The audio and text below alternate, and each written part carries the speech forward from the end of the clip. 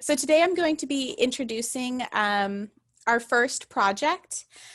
So how I typically structure my assignments is most of my assignments have like two phases to them. We have a thumbnail phase and then the project phase. So raise your hand or give me a thumbs up emoji if you've ever made thumbnails before. All right, we have a few people. All right, and then about half the class has done them before, half the class might be, I'm not sure if I've done them before, I'm not sure what you're talking about. So a thumbnail in art is kind of, it's something that happens before a sketch even. So they're tiny little mock-up drawings of what you might do for a sketch, of what you might do for your final piece. Thumbnails are a way for artists to test out different compositions, maybe different ways they might go about developing a piece. So it's kind of like the first step to get your ideas down. And the thing about thumbnails is they tend to be small. We're talking like that big. And they give you kind of an outline. That's how I like to think about it. So if you're writing like an essay, you might write an outline and then your first draft and then edit it from there. So same thing with art. You would do a thumbnail and then a sketch and then your final piece. So we are going to be doing some thumbnails. So how I do thumbnails for all my projects is you have a batch of thumbnails that you have to do, and they are pass fail. So if you do them, you get the points for them. If you don't do them, you don't get the points for them. And it's just that simple. They're also a way for you to show me that you understand the concept, because I can tell you a line is a mark that it has a length greater than its width. And you can say those words back to me, but you might not necessarily understand them. So if you draw something and it's like, I can see clearly, oh, that's clearly a line, this person understands what line is, versus if you color the whole thing in black, it's like, ooh, maybe this person isn't really understanding this concept. Maybe they have some questions. So it's not a way for me to like necessarily mark you off, but it's just a way for me to be like, okay, they're getting it, a way for you to show me that you understand it without just kind of reading the definition back at me. So they are pass fail. However, I do offer extra credit for them. So I don't offer any extra credit in the class because I kind of believe you should just do the assignments, except with the thumbnails. So if you do really amazing thumbnails, I might give you 1 to 2 extra credit points. And these are worth 15 points. So 2 points can add up really quickly over the course of the semester. So if you're a person that just wants to get them out of the way with, get them done, turn them in, pass fail, you turn them in, you get 15 points. Cool. If you're a person that likes to spend a little bit more time on things, or you get really, really into them, I want to reward you for that. So I will give you 1 to 2 extra credit points for that.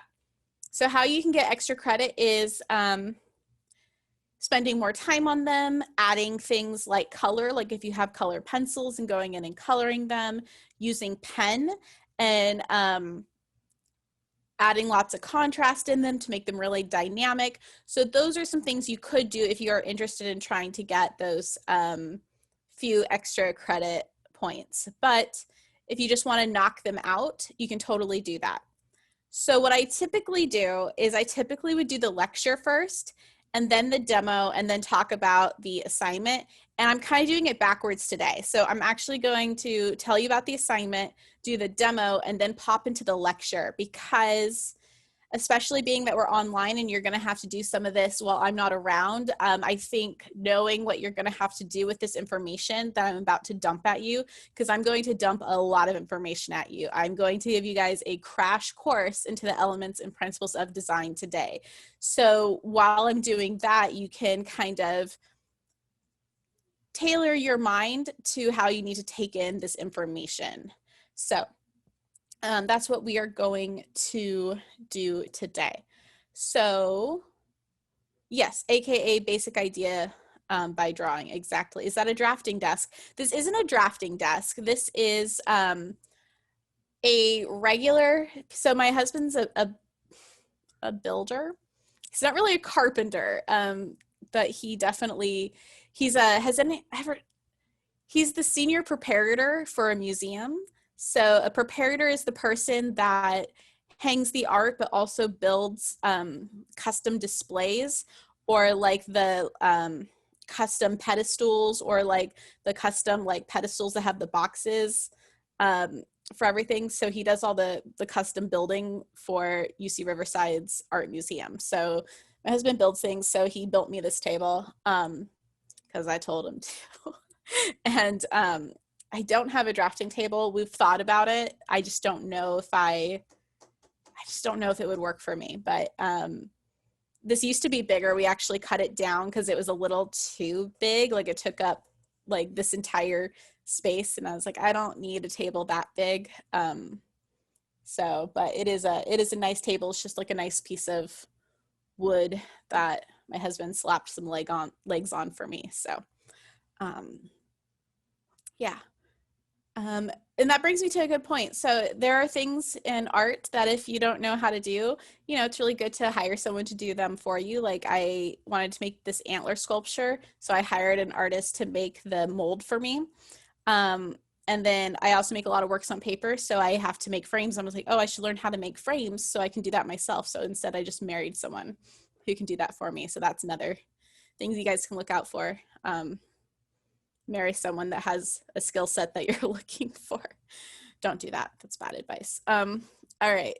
So I'm going to go ahead and share my screen with you guys.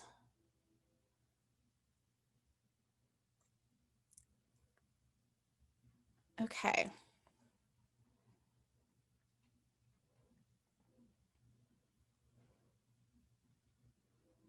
Okay. So this is our first assignment. Let me go ahead. So I can no longer see you guys. So if you have a question, type in the chat. And let me just get my chat bubble up so I can see if anyone has questions. I like the plants. Thank you, Samantha. I also like my plants. I have some more over there. I had a lot more, but when we moved a few years ago, a lot of my plants didn't survive the move because it was just too much of a change in their lighting situation. So I lost some of my plant collection very sadly. But it's okay. I will build it back up again. All right. So your assignment for the thumbnails is you're going to be making, I think it's 14 thumbnails, one for each element and principle of design minus color. We're not doing one for color. They need to be 2 by 2.5 inches. I'm usually extremely strict about this. I'm going to be slightly less strict. Just because I'm not there to physically help you make them. So I am going to show you how to measure them out, but I'm going to be less strict than I would typically be in a face-to-face class. You get 15 points with a possible 1 to 2 extra credit points. These are going to be due August 30th. So that seems like I'm giving you kind of a little bit more time than you actually need to finish these because it is the first assignment and you might struggle with the measurements and stuff. But typically with thumbnails, I typically have them due with whatever project we're doing them for. Since this is the first one, we don't have a project that we're doing them with, so I'm giving you just a little extra time, but I typically just have you turn them in with the same project. So again, in art, thumbnails are small, rough sketches that outline the components of a design. And so they're useful for working through ideas and trying out different elements and different compositions. So you're going to hear me use this word a lot, elements. That's a way that in art we say thing. So I'm going to tell you all the elements and principles of design, but the elements are things such as line, shape, value, form, etc. So kind of the different components that go into composing a piece. So it's your objects and then how you arrange them in the piece. That would be the composition, the arrangement of the elements. So this project serves as kind of a crash course into the elements and principles of design.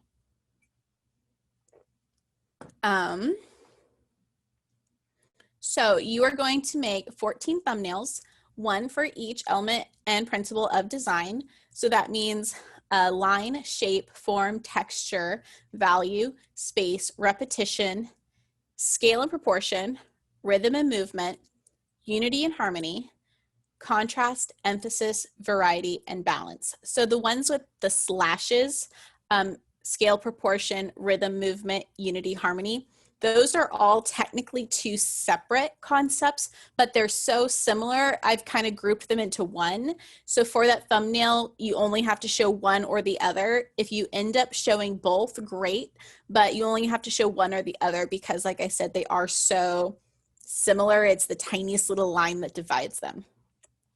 So I am showing you guys an example. This means that you cannot copy this example. There's a big kind of, I don't know, debate's not the right word. It's always a struggle as an art teacher trying to figure out if you should show, do we need to include all the terms?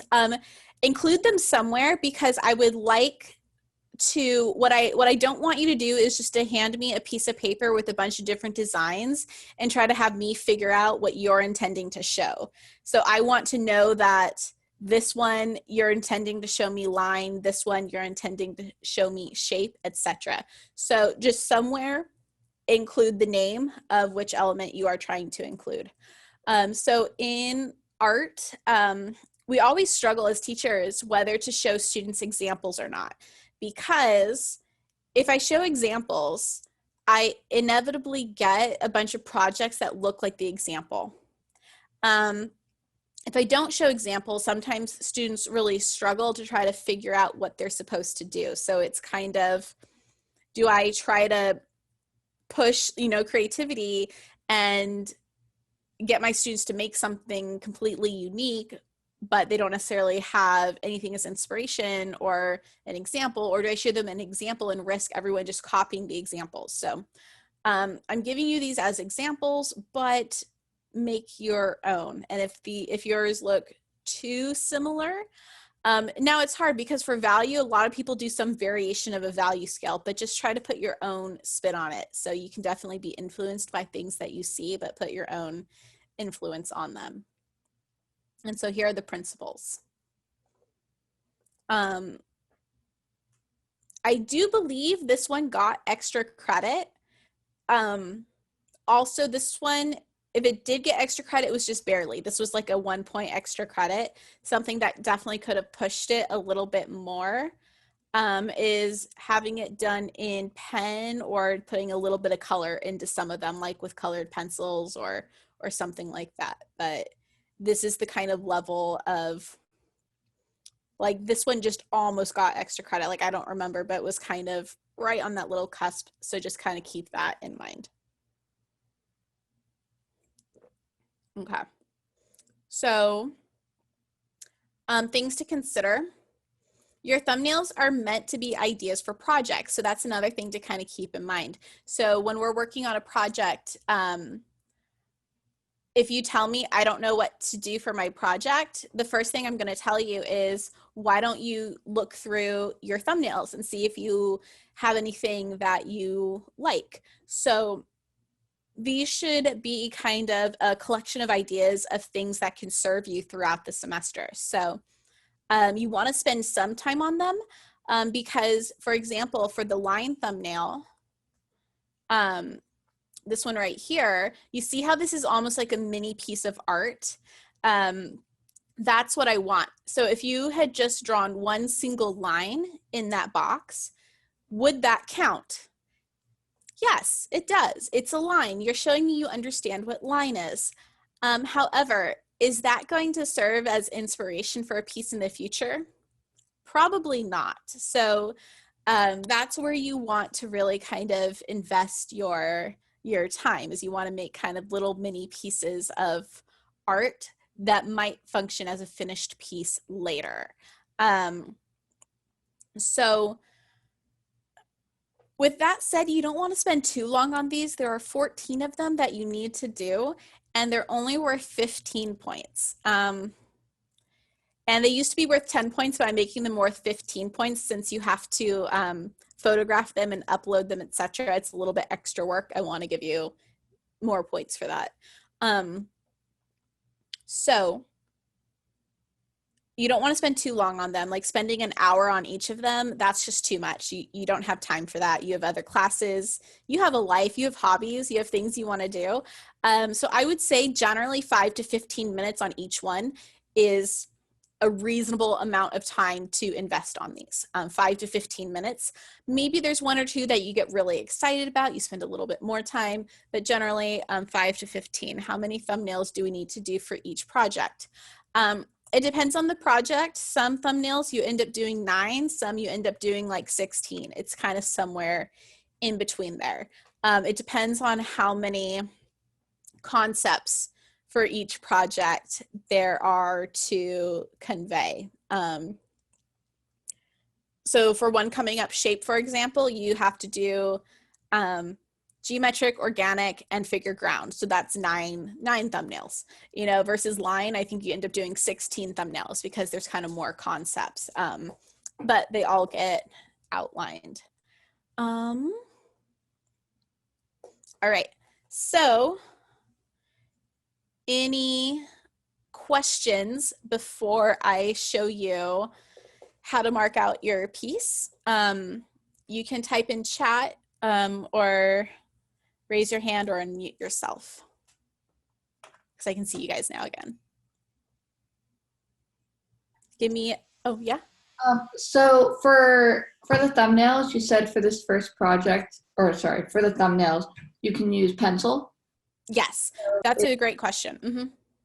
So it doesn't matter if we use the pen for this one, but you had mentioned that we would need the pens in the future. Does that mean that for future thumbnails, you would prefer those to be in pen than in pencil? So for your thumbnails, you can use any media that you want. So in art, the word media means kind of whatever you're making art with, like a pencil, a pen, chalk, etc. So your thumbnails, you can use anything that you want. So you could use, and this goes for thumbnails throughout the semester, kind of whatever you need to get your message across. So you can definitely use pencil for all of them. I'm just saying that you can definitely get extra credit using pencil. I tend to give extra credit. I'm more likely to give extra credit if I see them done in pen, just because it tends to be a nicer media, but you can definitely do nice things with pencil, but just that high contrast pen gets you. It tends to have a more striking effect to create something that's more pleasing aesthetically. So they tend to be easier to give extra credit to. Not always, it's just a hint, like if you're trying to go for that. But I have had students do everything in pencil. They do a lot of shading, and they can get extra credit. But if you're just trying to get the bang them out, 15 points, here you go, use whatever you want. Okay, thank you. Perfect. Okay, so I am going to move my camera. I'm going to flip it down. So give me just a second, because I might have to do some adjusting. Also, this can make people, I'm really sensitive. I get a little motion sickness when this happens. So if you need to avert your eyes, I will tell you when it's done.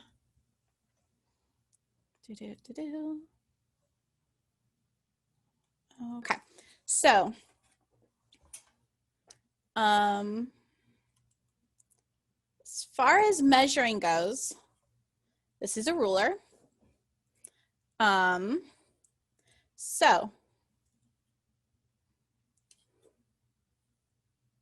it's going to be upside down no matter what. It's fine. Okay, so on this ruler, right here is where it starts. It kind of starts at the 0. And I'm doing this because I have discovered that a lot of people don't know how to use rulers. And I don't want to be like Oh, kids these days, like, okay, boomer. No, if you don't know how to use a ruler, it's because you were never taught. Like, it's not like your fault if someone didn't teach you how to do something. So I'm going to teach you, that way you know how to use a ruler. And I'm going to do what, you know, your school should have done 10 years ago. So this is a ruler. We are using inches because we are in America and we are stubborn. Everyone else in the world uses the metric system. I'm sorry if you're from a country where you're used to the metric system and you now have to use freedom units and it hurts your brain. I'm sorry. Unfortunately, the imperial system has been ingrained in my brain, so I think in inches, and that's what works for me. And I apologize for that. So here are inches, and they start from here to here would be 1 inch, here to here would be 2 inch, etc. I like to think of the measurements as in baking. So you have 1 cup, half cup, a third of a cup, 1/4, you know, 3/4, etc. So the same thing with inches. So from here to here is 1. If we were to divide that in half, right here, this is a 1/2 inch. If we were to divide this 1/2 inch into half again, that would be 1/4, and we can go 1, 2, 3, 4. So 4/4 makes 1. Also, this is really fun because we are going to be doing math now, and I know you guys probably all thought that you weren't going to have to do math in your art class. Guess what? You were wrong. You're not away from it. And you're going to be doing fractions, which was the math that I hated the most back in high school. And I get to do fractions all the time now with all the measuring I do. So I couldn't get away from it either. Side effect, I'm actually pretty good at it now. So now we have even more measurements here. So if you look at most rulers, on the 1st inch, you have a lot more lines than all the rest. So there are 32 marks in an inch. And that's what all the math is based around. So I'm not going to get too into that, although I could. We're mostly going to be concerned with the 1/4 inch. So 1, 2, 3, 4. The 1/2 inch, this right here would be 1/8 inches. 1, 2, 3, 4, 5, 6, 7, 8. We're probably not going to be using measurements that small. So if I need you to do something that's 2.5 inches, we would go 1, 2, and a half. Right there is how it's going to work. So I want to cover my piece of paper, cover it. I want to break it into rectangles that are 2.5 by 2 inches. Now, do I want them to go landscape, which is long ways, or do I want them to go portrait, which is up and down? That's really going to be up to you. I personally, as an artist, I like things to go portrait, but that's my personal preference, but that doesn't mean that's my personal preference for you. If you really like landscape, or you want your paper to be portrait, but your thumbnails to be landscape, you do you. That's completely an artistic choice. So I'm going to set mine up so that they are portrait on a portrait paper. The paper you might be using could be different. So you definitely might adjust these measurements. I'm going to do it this way just because this is how I usually do the demo and it works, but your measurements do not have to follow my measurements here, but they definitely can, and you can definitely reference this video. I'm going to edit this and hopefully have it up, and the other one from Monday by Friday, because that's kind of typically how my week works. Is I have Monday, Tuesday are lecture days, and then Wednesday, Thursdays are individual meeting days that I can also use to edit things. So So what I'm doing is I'm lining my ruler up at the top. So this is just a piece of computer paper that I grabbed from the printer. And that means it is 8.5 by 11 inches. So it's 8.5 this way, 11 inches this way. So we always want to put our ruler at the top of the page. We don't want to just kind of put it in the middle, because we can't register it. Register is a way to say line things up. Because if I put it in the middle, what could happen is my ruler could be crooked. So if I make all my measurements this way, all my measurements are going to be off. So we want to always make sure we are putting our ruler at the top of the page. I personally like a little bit of a border around my thumbnails. It makes the math a little bit more complicated, but I personally think it's worth it. If it's too complicated or you don't like it, you don't have to do it. But I'm going to go ahead and do a 1/2 inch border. So I'm going to start at the 0, making sure the 0 lines up with the edge of the paper. I'm going to make a little mark at the 1/2 inch, just like that. I'm going to do the same thing here. So I could move my ruler like this, or I could just count 1/2 inch in from the other side. I'll show you guys that when I do my bottom measurements. So now I'm going to put my 0 where I've made that mark. Let me see if I can get a little closer for you guys, okay? And so I'm going to count 2 inches and make my mark right there. I'm going to move my ruler to the other side and mark 2 inches right there. So now I have marks that are 2 inches apart. Now this is the fun part where you have to kind of do some math. So I know that I want another 2 inch box in here, but I want the border to be even. Now, if you don't care, you can just make an uneven border. You're not going to get marked off for it. If you don't want a border between them and you want them all to touch, that's totally fine. You're not going to get marked down for that. I'm just showing you the kind of end level place that you might get to when you're doing this. Now, I have 1.5 inches that I would have to split into 2. And that one's really easy. That is 3/4 of an inch. I also do this demo like twice a semester for the last 6 or 7 years. So I also know that. 1, 2, 3. And 1, 2, 3. So now I have 2 inches right there. So I'm going to do the bottom one. I'm going to do it a little bit faster.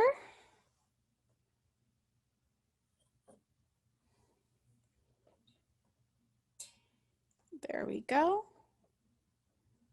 right. So I make a mark at the 1/2 inch. I do the same thing over here. I just kind of count a 1/2 inch in. Move my ruler here. Now, if this is really intimidating to you, don't worry, I can help you with it. But don't let this scare you away from art or this class.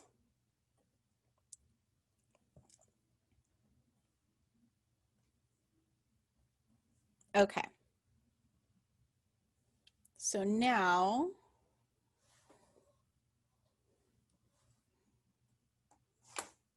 we are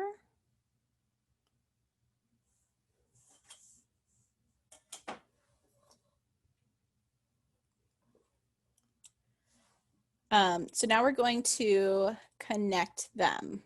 So what I'm going to do is I'm going to place my ruler so that it lines up with the first mark that I made on both sides. And so you always want to make sure you have 2 points to register the ruler against.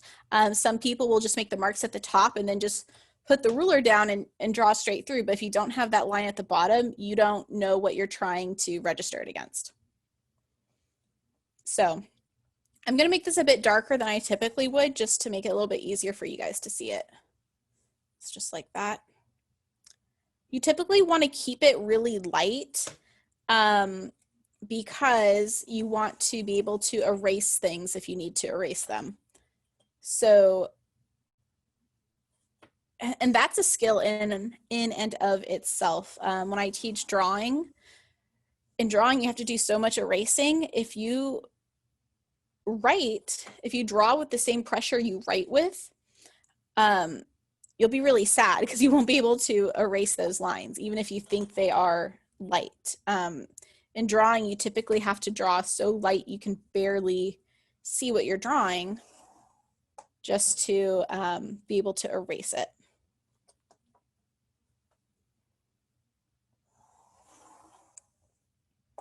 All right. So I have these like columns on my page now. And so now I need to break them up into 2.5 inch sections. So I'm going to make a border. So this will be my top. I'm going to do a 1/2 inch at the top just because that's what I've done for everything else. And then I'm going to go ahead and move my ruler over here and do the same. Okay. So now I'm going to move my ruler so that it lines up with that mark. So check your ruler because some rulers do start at the edge.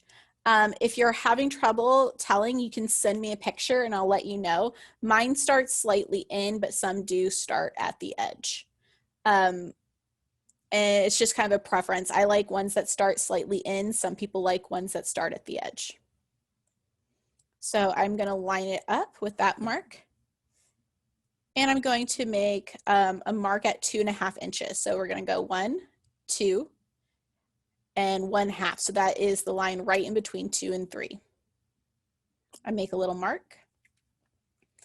I'm going to move this down. Now I want a 1/2 inch of space in between them. That gives me room to write the labels of each one or to make notes.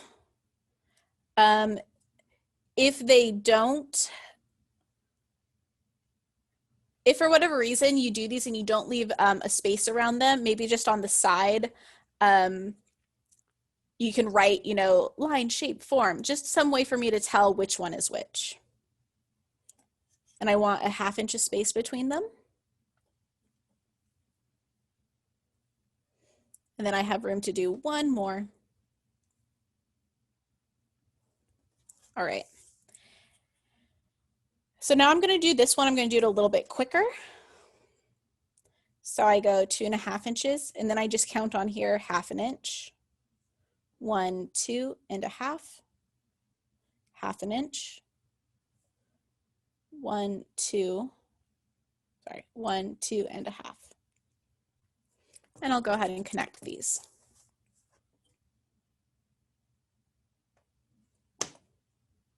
So a few other things to keep in mind.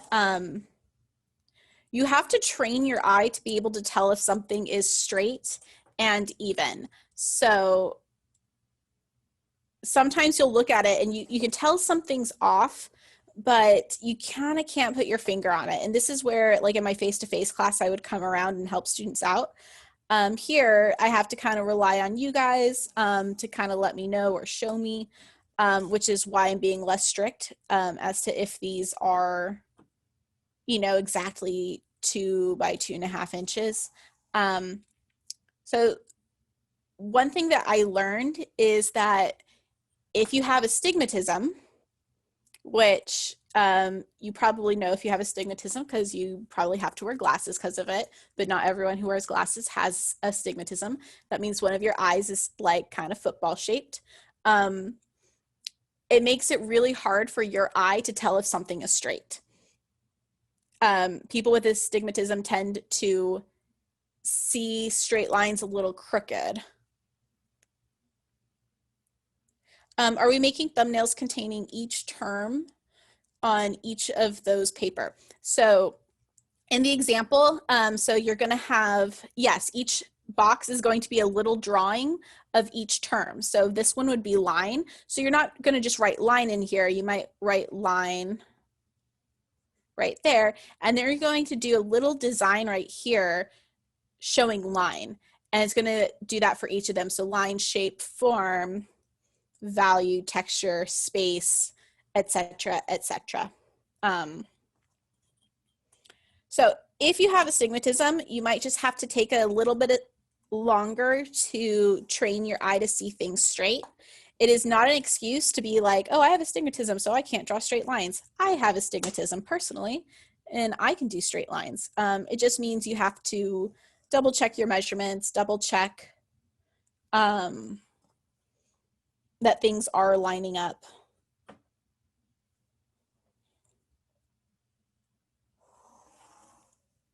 All right, so this is what it will look like when you are done. Like that. So one thing I personally like to go in and erase these lines that I'm not using. So these kind of extra lines on the outside. And since I made this so dark, that's extra hard.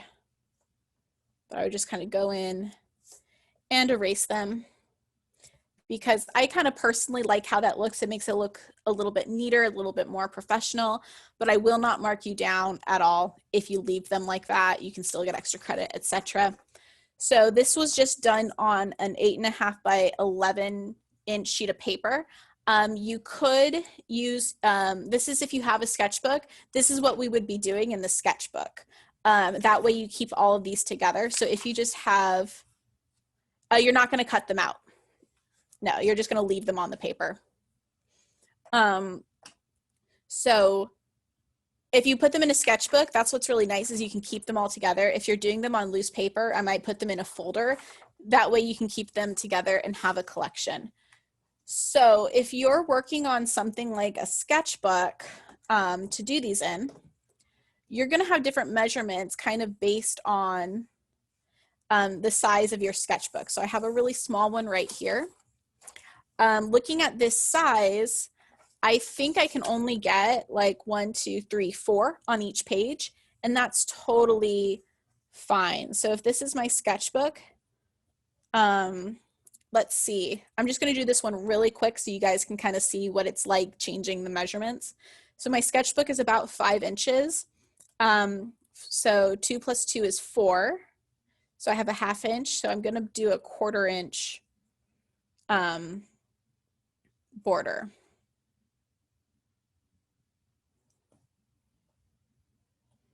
So 2 inches, 1, 2, perfect. All right, and I'll do the same thing at the bottom. So this is a 5 by 8 inch sketchbook.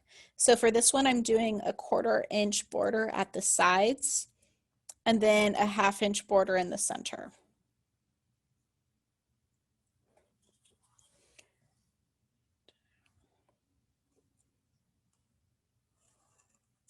I like this setup better too because I can look out the window.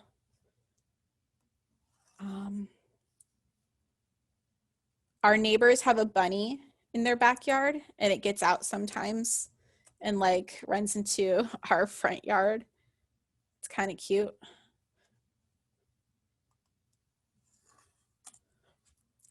All right. So same thing here. So this is 8 inches, so 2.5. I'm probably only going to be able to get 4 on here unless I squeeze. If I squeeze, I could get a total of 6, but I like to have a little bit of space around mine. So I'm going to go ahead and do a 1 inch border at the top just to give me a little bit of extra space. And I'm going to go 2.5 inches, leave a 1/2 inch in between them. 1, 2.5. I like that. That gives me a little extra space.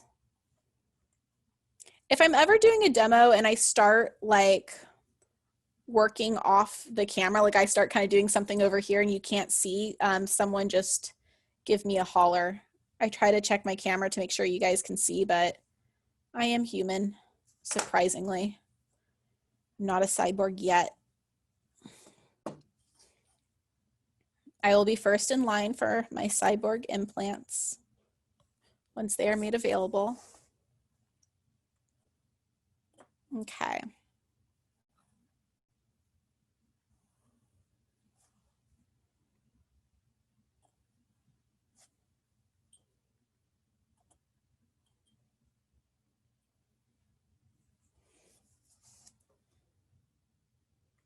So right there, I was kind of second guessing myself, so I just double checked. They say in carpentry, you know, measure twice, cut once. Kind of same thing. I always kind of just double check my measurements to make sure they're correct.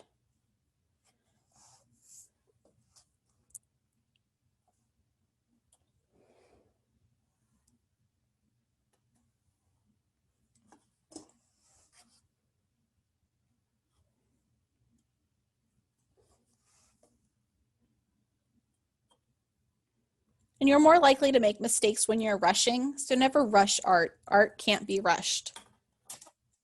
So I would go ahead and take a moment to erase all this.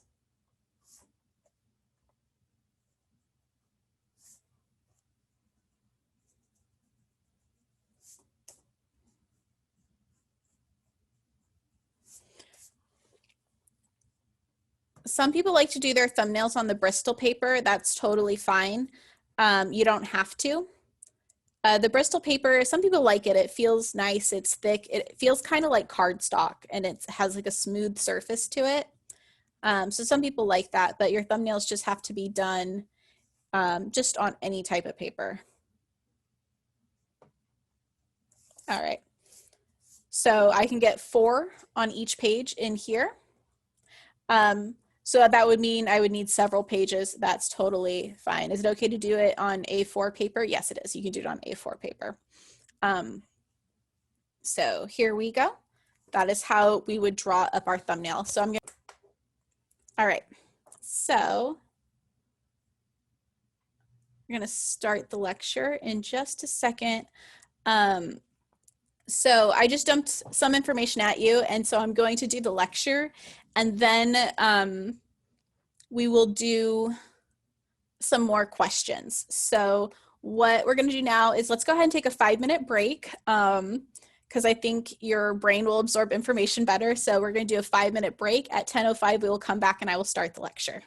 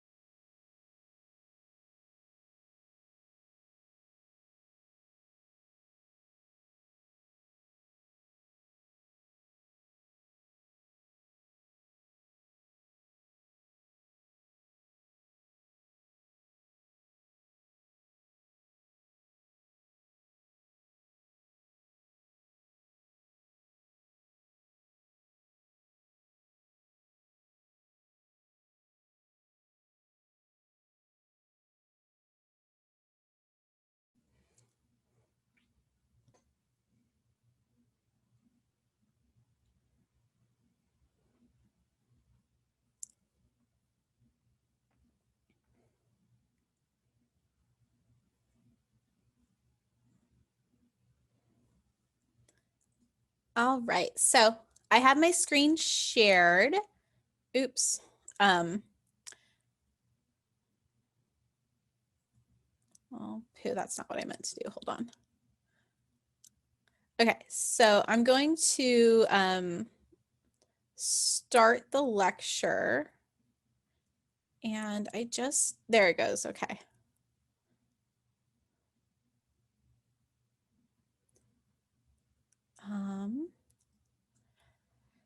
So I'm gonna start the lecture, so I'm not gonna be able to see your screen if you raise your hand or anything. So if you have a question, go ahead and type it in chat or unmute yourself. So let me just get this set up again. Share my screen.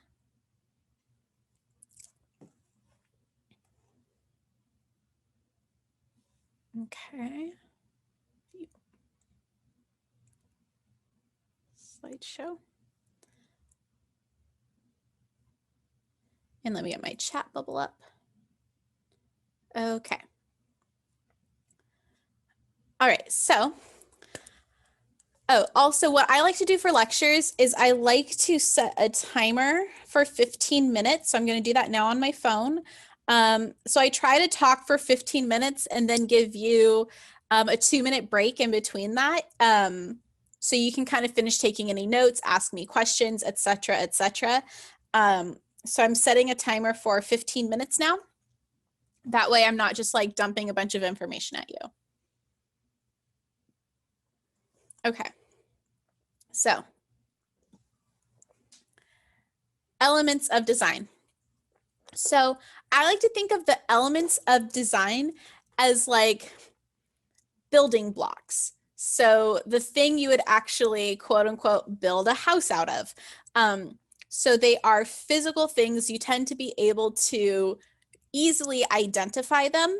And they are what you use to create a two-dimensional design. So when I say design, that could mean a drawing, it could mean a painting, it could mean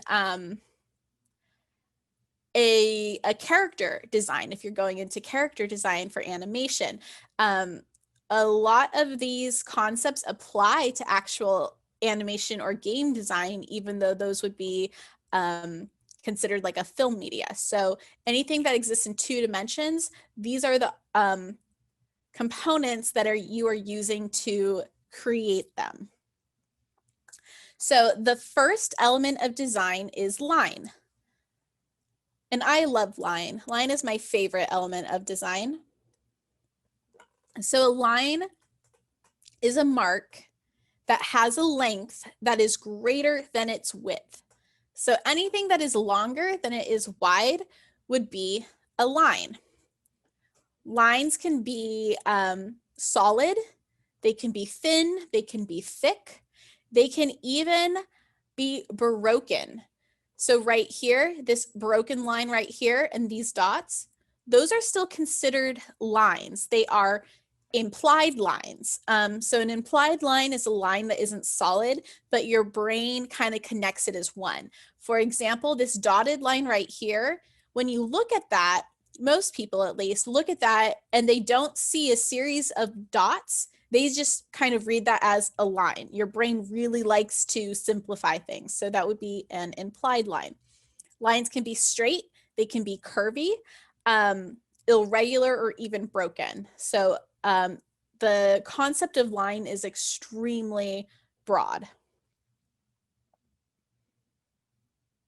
So lines do a lot of things in a design. So lines can lead the eye around the piece. They can highlight important information. And they can direct the viewer's eye. So one thing in this piece on the left, the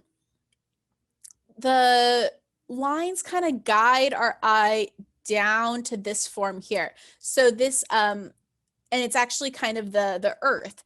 And the contrast is not very different from the background, so it doesn't stand out. But having these lines pull our eye into it kind of bring us into this form right here, which serves as the focal point of the piece. So all these like down pointing lines really bring us there. And then this line right here kind of helps create like a border around it as well. The same thing's happening in this piece over here on the right. We have these kind of curvy lines that really draw our eye down and around, kind of coming to this form right here, which serves as the focal point of the piece. So lines are really good at not only outlining components of a piece, but really drawing the viewer's eye around the piece and having them stay in the piece. So next we have shape. Shape is an enclosed space. A boundary surrounding the space can be implied by a line, a color, a texture, or any other element. So shape happens when any space is enclosed from other space. So right here, and it's such a complicated way to say it, I know. So let's look at this one right here. So right here we have color defining the shapes. So the background in this one right here is white, and to have these kind of fruit elements be blocked out in color, that's what's creating the shape. So here, orange, red, orange, yellow, pink. The color is what's kind of breaking the shapes up from other shapes. And here, it's line. So all these shapes kind of have a line around them, and that's what's creating the shape. So anytime you're just kind of blocking off one space from another, that would be shape. And that's such a complicated way to think of it. Shapes fall into two families. Does anyone want to try to guess what that is? You can type in chat or unmute yourself. Two families of shape. Geometric and organic. That is perfect. Yep, geometric and organic, exactly. I mean, it said it on the screen, but good job, because that is exactly it. So geometric shapes. Geometric shapes have tend to have mathematically consistent angles and curves. Anything that you kind of dealt with in your geometry class, that would be considered a geometric shape. There's also one more very important element of a geometric shape, and I'm going to tell you what it is. I'm not going to make you guys guess it because it's really obscure. Names. Geometric shapes tend to have names. Organic shapes tend to not have names. So here, you might look at something and be like triangle, rectangle, circle, ellipse. Those are actual names of real shapes. Organic shapes are more complicated because they tend to be freeform. They tend to be very amoeba-like, very irregular. They can have angles, but they tend to be very irregular. Organic shapes tend to remind us of things that come from nature. So a lot of students will ask like, oh, like leaf or animal shapes. Yes, those are organic shapes, but that's not just what we're limited to. Essentially, any shape that doesn't have a name or fit into what a geometric shape is will be an organic shape. So, and again, organic shapes tend to come from nature. There is one exception where you get geometric shapes that happen naturally in nature. And again, does anyone want to guess what it is? I do get people that guess like often enough, so I just want to see anyone guess where geometric shapes happen in nature. Type it in chat. Huh? Oh, can I answer? Yeah. Is it like beehives, like honeycomb? Oh, that's the second one. Okay, good job there. Yes, honeycombs, beehives, good job. Hexagons, yeah. I was gonna say crystals, like snowflakes, crystals, mineral formations, but some plant structures, except they do get to be really irregular, but I could see some plant structures, diamonds, yes. Any type of crystal or mineral form, but beehives, way to throw a curveball in that. There are two exceptions now in my lecture. Also, could stones work? Like ones that have been, or even sand? Or would that be irregular because when you really, go to the kind of the cellular level or the microscopic? Yeah, and that's where that's such a good question because it depends, because sand is made out of a bunch of different kind of components. So there are minerals and crystals in there, and minerals specifically, how they're like crystals, like they have a fractal like nature that they form. And so sand is often made from broken down elements of that. So that's where I would say it does count. I don't know why I do this with my hands a lot. Like, okay. All right. Here are some examples of organic shapes. This artist on the left is Yelena James. I'm kind of a fangirl. So you see these shapes are very irregular. There is nothing geometric about them. They undulate, they change scale. They aren't actually depicting anything, but we really get that sense of being underwater. They really remind us of coral, of plants, without actually having to depict them. So that's a great example of organic shapes. Okay, form. So one thing about shape is always flat. Form is the perceived volume. So shape in dimension. In 2D work, so we're not actually making anything in 3 dimensions in this class. So in 2D work, form is achieved through illusion. So I'm going to break this down for you. Here, this right here, this circle, right now this circle is just a circle. It's a flat shape. But the minute we start adding shading to it, it looks spherical now. So we've changed the circle into a sphere, and sphere is form. I just heard someone leave, which means they might be entering. So let me get my participant window up in case they come back. Okay, so form always looks like it's in 3 dimensions. So here, this is just a shape. It's a flat shape, but the minute we start adding shading to it, it becomes form. Now here is where it gets tricky. See these lines that create this cube?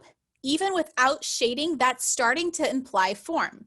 You look at that and you can kind of imagine that it's the facets of a cube. So this already is form without shading. So you don't necessarily need shading to create form. You can do it through lines, or even what we'll learn later, cross contour lines. So you don't need shading to imply form, but it is one way to do it. So the difference between shape and form is shape is always going to be flat. So for example, this circle, this just kind of, right now this would actually be an organic shape because it doesn't really have a name. But the minute we start shading it, now it actually would be a geometric form. It's a cone. But once we add shading, things become spheres. Sorry, not spheres, forms. Sorry about that. So form always looks 3-dimensional, shape is always flat. That's the kind of distinguishing aspect between the two. Space. Space can mean a lot of different things in design. This one, it's very simple, but it's kind of complicated because it can mean different things. So it could mean the illusion of 3-dimensional space. It could mean positive versus negative space. It could just be the space in the design. For the purpose of your thumbnails, I want you to think about space as implying 3-dimensional space within the composition. So that's how we're going to think of it for this, for our thumbnails, but space can mean several different things in design. So to create the illusion of 3-dimensional space in a 2-dimensional composition, we have three different strategies. We have overlapping, we have perspective, and we have atmospheric perspective. So here, when we have our little octopus friend right here, that's overlapping. So having the bars of the paper be in front or behind certain parts of the octopus. So right here, his little arm kind of, I'm gonna say her, I think females live longer. So we're just gonna pretend this is a girl octopus. So her arm kind of comes over this bar, and then it looks like it goes behind this one. That's overlapping. So having elements being in front or behind each other, that can create the illusion of space. Right here with these kind of, I think they're couch cushions, that is 1 point perspective. So the idea that as you look into the distance, objects tend to recede to 1 point. Now that gets more complicated when we think about 2, 3, 4, or even 5 point perspective. So we're just gonna keep it simple and think about objects tend to recede into 1, maybe 2 points.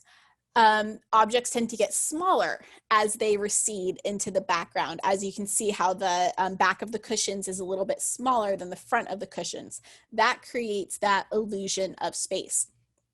We also have atmospheric perspective, which is right here.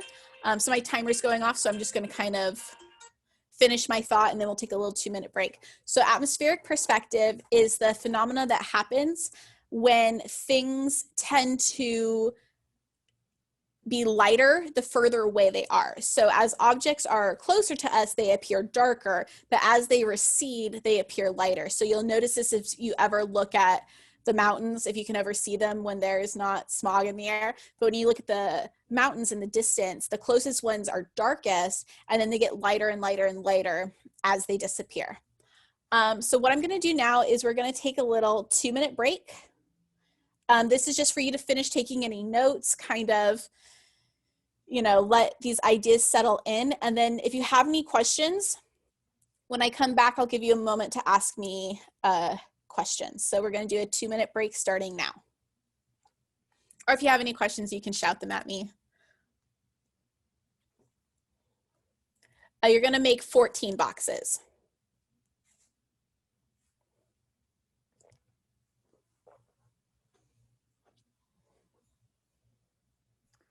The octopus on the lower right, what was that again? Overlapping. That was overlapping. Oh, okay. Yeah. Thanks. So the reason I do this is because I went to this teaching seminar, and they did this whole like 3-day lecture about how to get students to take better notes. And it's weird because I'm in an art class and it's, I teach art, obviously, you guys are here. So it's a little bit different than traditional lecture classes, but the thing they said was, you know, if someone talks at you for an hour, your brain like shuts off. So it's like you have to give people a minute to like check out and then come back, and they actually tend to retain the information better. And I thought that was a really good point. So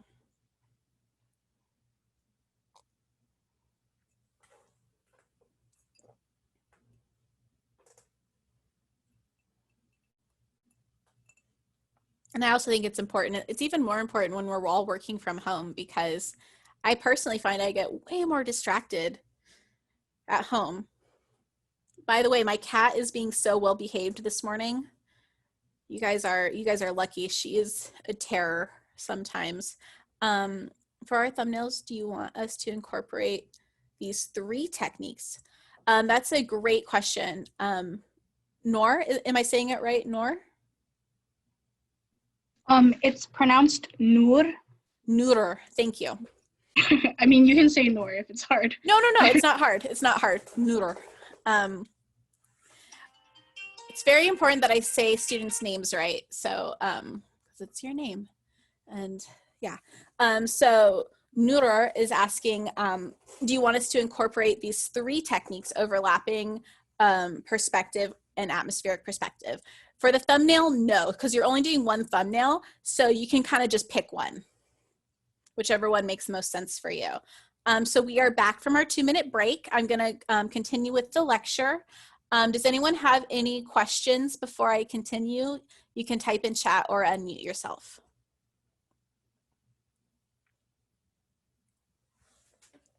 All right, I'm going to set my alarm for another 15 minutes. And we'll go ahead and get started. Okay. So here, in both of these images, we have an example of overlapping. So these are showing very shallow space. So there's not a lot of depth in this space, but we do get that illusion of space. So the flowers especially appear very flat, but we do get that idea that some are on top and some are behind. Same thing with the trees, just that little bit of branches that kind of go in front and behind give us that illusion that some things are in front and behind, and it gives us that idea of space, especially right here where this yellow one actually comes up in the composition. You see how it's a little bit higher than the others. That really gives us that illusion of space. Here we have an excellent use of atmospheric perspective. I always forget this artist. I'm always like, oh, I should show this artist. Do we have to incorporate all 3 of those techniques for the 14 thumbnails? No. So you would probably be using one of those techniques for just the space thumbnail. So I'll talk about that again after I do the lecture. So this is a great example of atmospheric perspective, and overlapping. So we have the trees being placed in front, and then the lighter trees being placed behind. So we get overlapping and atmospheric perspective where things are lighter the further away they are. And it creates this really ghostly, ephemeral space in this little tiny space. I love this artist. I think their work is just absolutely beautiful. I always forget their name. I have to go look it up. All right, in both of these, we have atmospheric perspective. So on the one on the left, you can really see that mountain line in the background. The darker elements appear closer and the lighter ones appear further. In the one on the right, we actually get a little bit of 1-point perspective. So as you see, the path and the trees all seem to, showing distance. That's a good way to say it too, David. So you see the trees all kind of converge on like this point right here. Same thing with this line, this kind of path. Everything's converging to like a single point. You also see the trees get smaller and smaller as they recede into the distance. They also get lighter. So you see how this tree is much, much lighter than this one.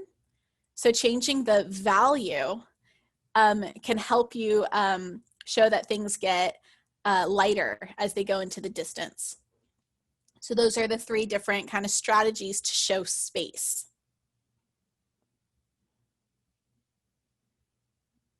Okay. Here is perspective.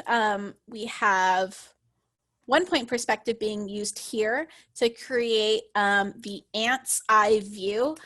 So it almost looks like you are a tiny ant or a tiny person just kind of looking up in the city, kind of creating that space. Yeah, point of view is another really good way to think of it. This one is showing 2-point perspective. So it's like when you're looking at the corner of a building. And this is the bird's eye view. So the strategy to create this and this is the same. Just on this one, you put the tops of the building. It's the exact same 1-point perspective, but we typically see 1-point perspective more like this right here where things are going into a single point. Okay, texture.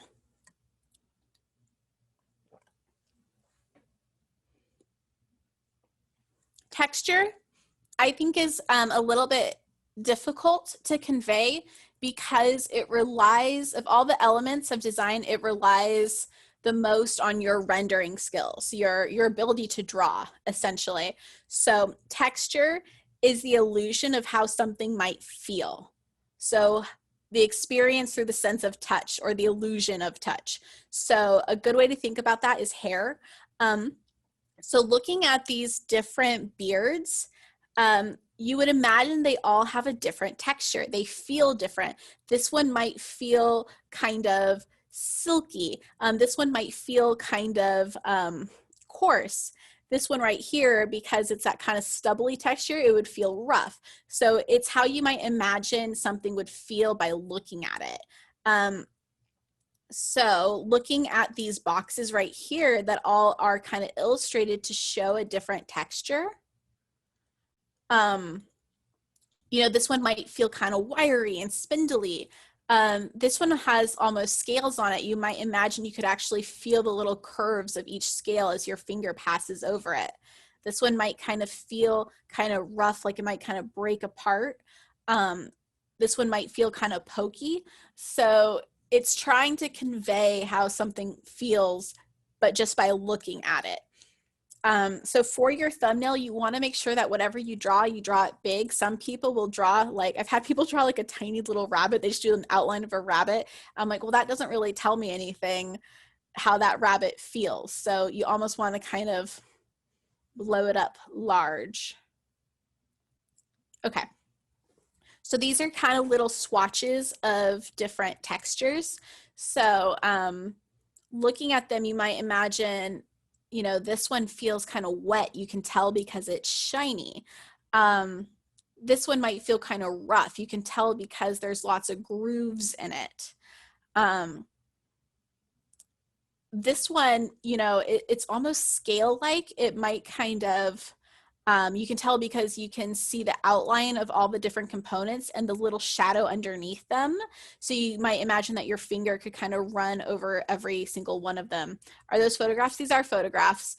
I can try to find some drawings of texture for you guys. I'm just going to write that down because this one is kind of the trickiest one to do. I'll write that down. Find photographs of texture. Find drawings of texture.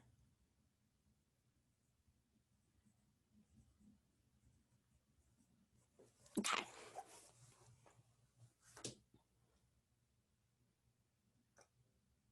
Value. So, this is a great example of why this class exists, is because you are learning a whole new language. Art has its own unique language. We use words that are sometimes similar to what they mean outside of art, like contrast. That means kind of the same thing in art as it does outside of art, but value means something very specific. It's not, you know, how much something is worth, it's how dark or light something in a piece is. So how much black, white, or gray is in a component. We tend to think of it as grayscale. So you can see the grayscale up here, a scale from black to white, but you can actually mix black, white, and gray into colors as well. So colors have value. It's not just grayscale. So value can be used to create the illusion of space. It can create contrast, and it can create perspective.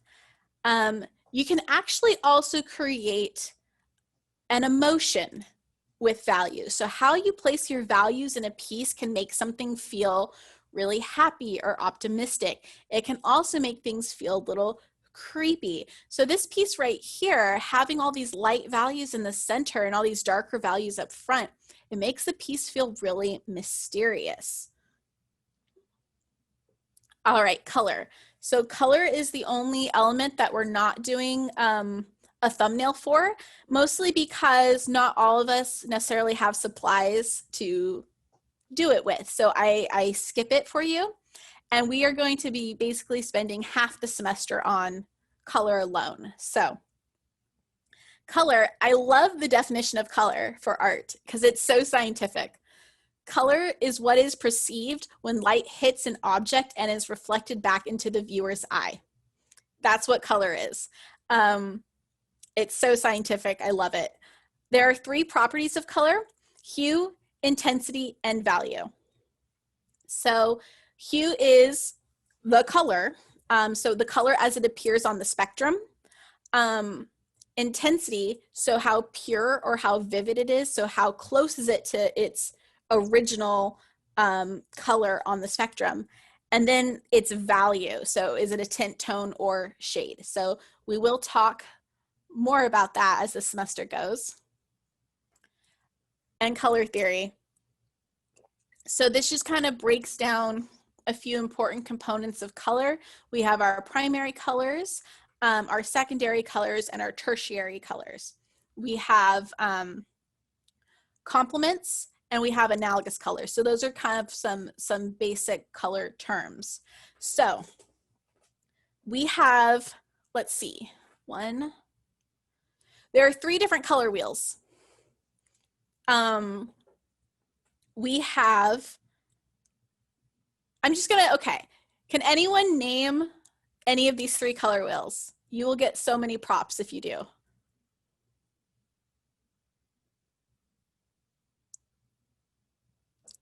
All right, I will tell you. Ultramarine, that's a type of color. So when I say 3 types of color wheels, I'm basically talking about 3 different sets of primaries. Yeah. So thank you for asking though. Yeah, so primaries, yeah, blue, red, and yellow, but there are different variations. So blue, red, and yellow would be the primaries for the traditional color wheel. So that's one color wheel. The other color wheel is RGB. Has anyone ever heard light versus pigment? Yes, Samantha, those are the other 2. That's CMY and RGB.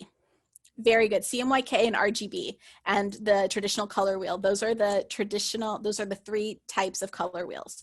So the traditional color wheel, that's what you learned in school with red, yellow, and blue. RGB is the light color wheel. So your computer screens that you are using now, your phone screens, those all function on RGB. For RGB, the primaries are red, green, and blue. And I know you think that probably sounds weird because you're like, wait, what do you mean red, blue, and then green are the primary colors? So those are what are in your TV screens, and they create every single other color. CMYK are pigment or process colors. They are actually more consistent with how light actually works. The primaries for CMYK are cyan, magenta, and yellow. K stands for black because when you mix all 3 of them together, you get black. In RGB, when you mix all of those together as light, you get white. So the white on your screen right now is actually red, blue, and green all being bounced into your eye at the same time. So don't worry too much about that. I just kind of want to prime your brains for some of the color theory that we're going to learn later. And like I said, I can geek out about color for hours, so I'll go ahead and move on from here. So as you get better with knowing colors and the color wheel and different color schemes, you can combine colors in an interesting way to create really engaging color schemes. So a lot of the time some people do it really intuitively, and you don't necessarily know why you're choosing these colors. Or sometimes you just pick colors because you like those colors. It's a personal choice. However, once you start kind of understanding how different color schemes work, you can make more sophisticated color choices or more interesting color choices. You kind of start putting colors together that you wouldn't necessarily put together, and then they work really, really well. My personal favorite color scheme is a split complementary color scheme. I love it. It's a color, you find its complement, but you use the 2 colors next to its complement, and it gives you this color scheme that has a lot of harmony, but a lot of pop at the same time. And it always looks really, really amazing. It's kind of my go-to color scheme, and it actually forces you to kind of pick colors that you wouldn't necessarily pick. So that's going to happen later in the semester. So now we get to the principles of design. So if the elements of design are building blocks, the principles would be how you arrange those building blocks. So almost like a architect's blueprint of how you would arrange your building blocks. The principles of design tend to be more conceptual, and there tends to be a lot of overlap between them. So we will get to some and you're like, well, how are repetition and pattern different? It's like, well, you need repetition to create pattern, but you don't necessarily need pattern to create repetition. So there is a lot of overlap between them, but they are all separate concepts, and they are how you arrange your elements. So how you arrange your lines, your shapes, your forms, your values, your space to create your composition. So my timer just went off. So let's go ahead and do a 2-minute break so you can kind of finish taking any notes and ask any questions you have. You can type it in chat or unmute yourself. So we're going to take a little 2-minute break.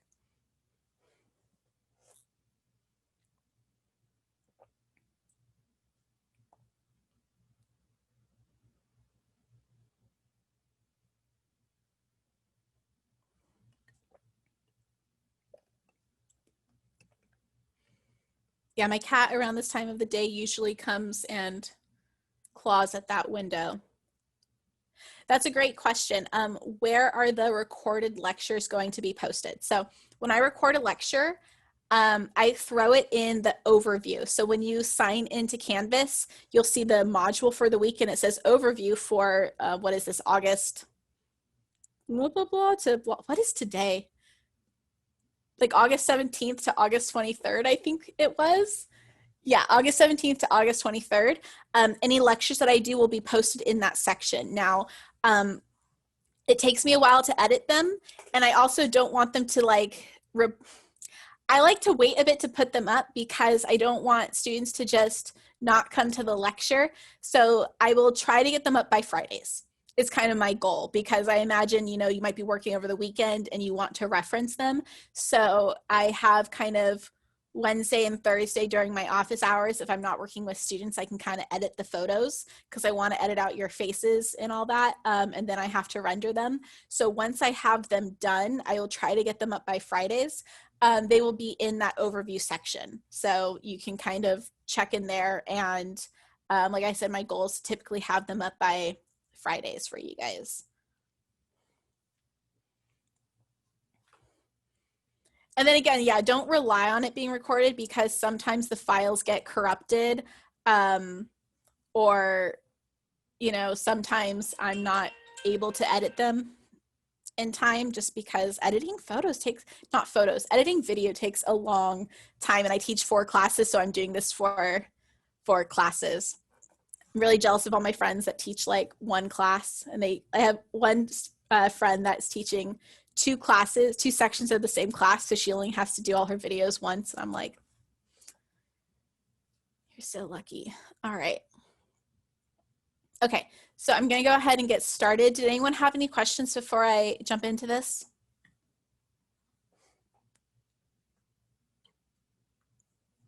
Okay, we'll go get started. Repetition. Repetition is repeating visual elements. So anytime you have a visual element that gets repeated, it can be an exact duplication, it could be a pattern, or it could be any close duplication of an element. So remember, an element of design are those things, line, shape, form. It could also be thing. So here we have the duplication of this sphere. So the sphere is repeating throughout the design. This little fleur-de-lis form right here is also getting repeated, and it's getting repeated in an exact way, so that creates a pattern. Here, we have this spoon getting repeated, but it's not the exact same spoon, but it's pretty similar. So that also kind of counts as repetition. So it's anytime an element gets repeated.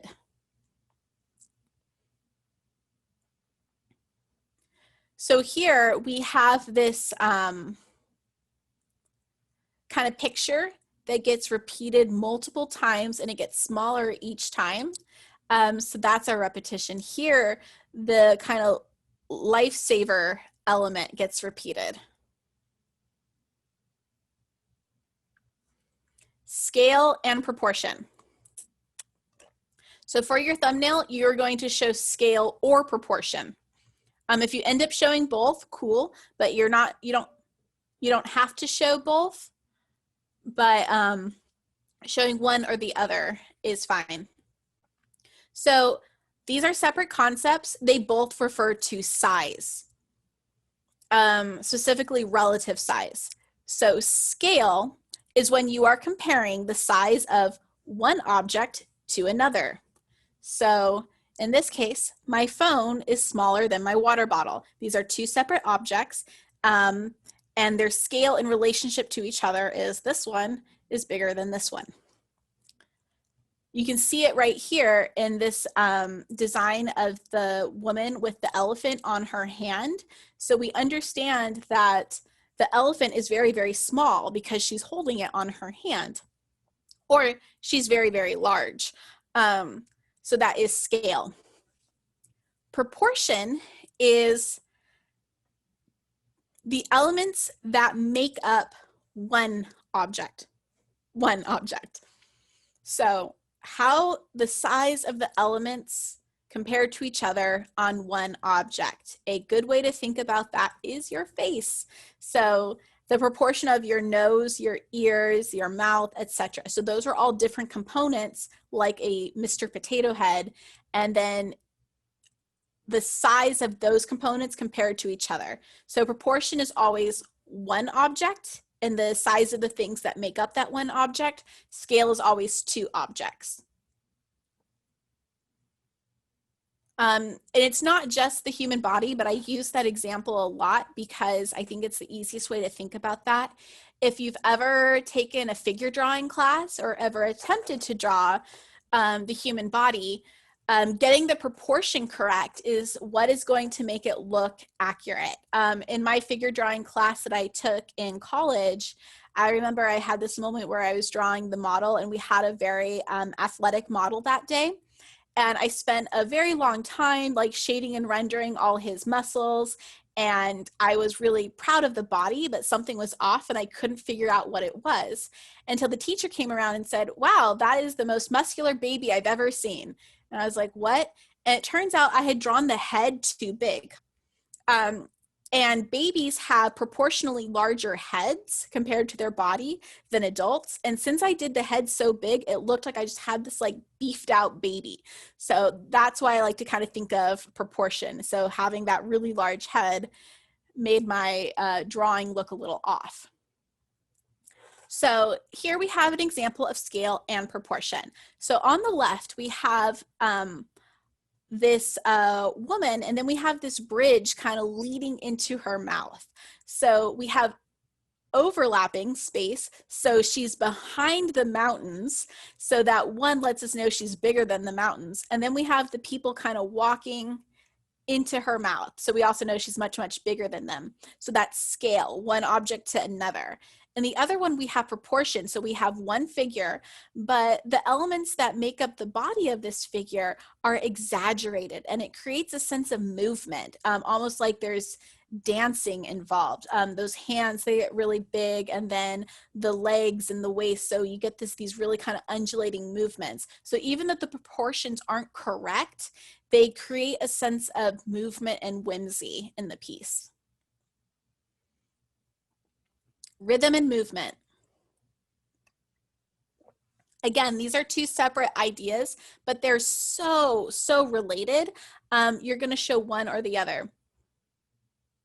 Yes, the bridge leading to the woman's mouth is a collage, and it's a photo montage is the kind of fancy art word for it. I don't think we're going to do that project in this class, but I will see. It's a fun one, and we might not do it because you have to have magazines and stuff, and everyone might not have that at home, and I don't want you to go buy things, but it is a fun project that I do sometimes. So rhythm and movement refers to the movement an element makes repeatedly throughout a design, like the beat of music. Movement can be the path the viewer's eye takes throughout a piece, or the implied movement of elements in a piece. So rhythm is kind of how an object might repeat throughout a piece. So here it's actually this figure. So it kind of creates a beat. It actually also moves our eye through a piece, creating that movement. So this figure gets repeated, and that creates the rhythm. Same thing here. This element is the line, and it gets repeated multiple times. And it actually also creates the illusion of movement because we imagine they're almost like dominoes falling.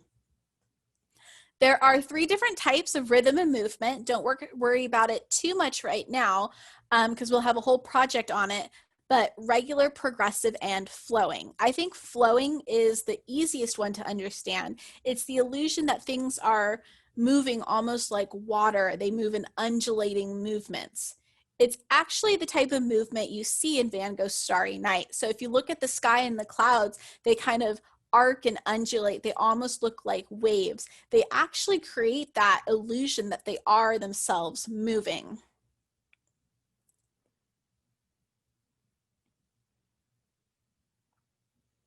Next up, we have unity and harmony. Again, these are separate ideas, but they're very, very closely related. Unity is when you have one element that gets repeated to create a greater whole throughout the composition. So I like to think of it as almost like a Lego, like a building block. It just kind of gets repeated as a unit to create a design. For example, here, the unit is the little person figure. It's exactly the same, and it gets repeated to create the design. Harmony is when you have similar components being repeated. So they're not exact, but they're similar, and they are repeated to create the design. Here you have these kind of little pod shapes, these little white kind of circle organic shapes that get repeated. That creates a sense of harmony in a piece. So unity is when you have the exact same element being repeated. Harmony is when you have similar elements being repeated.